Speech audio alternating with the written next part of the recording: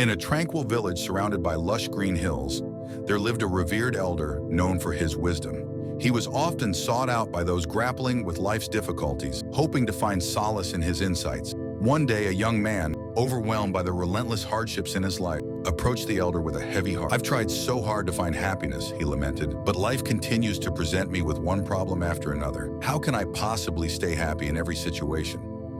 The elder, with a calm and knowing smile, invited the young man to sit by a fire that crackled softly in the evening breeze. He handed the young man a small handful of salt and instructed him to dissolve it in a glass of water. The man followed the instructions, stirring the salt into the water until it was fully dissolved. The elder then asked him to take a sip from the glass. The young man grimaced at the salty taste and exclaimed, "Water is terrible, far too salty." The elder nodded thoughtfully and then guided the young man to a nearby lake. "Now," he said, "the same amount of salt and throw it into the lake." The young man was puzzled but complied. After tossing the salt into the vast expanse of water, he returned to the elder. "Now drink from the lake." The young man bent down, the elder instructed, cupped some water in his hands and took a sip. To his surprise, the water was crisp and refreshing, with no trace of the salt that had been added. The elder turned to him and said, "Salt represents the problems and challenges in life. Just as the salt was the same in both the glass and the lake, difficulties you face remain constant. However, the taste of the water differs drastically depending on the size of the container.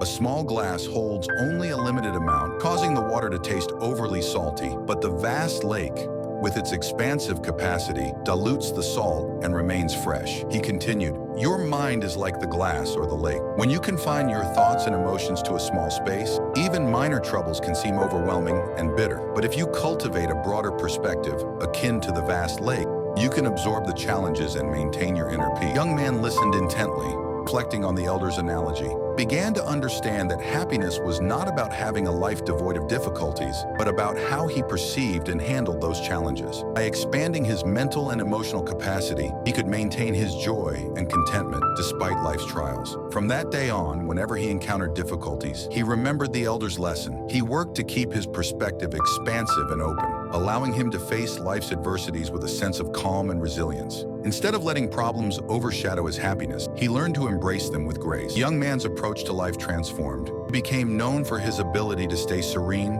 and joyful, even in the face of adversity. Through the elder's wisdom, he discovered that the key to lasting happiness was not to escape from problems, but to adjust his mindset, allowing him to find peace and contentment regardless of life's ups and downs. In the end, he found that true happiness was not about avoiding difficulties, but about expanding his capacity to handle them with equanimity and grace.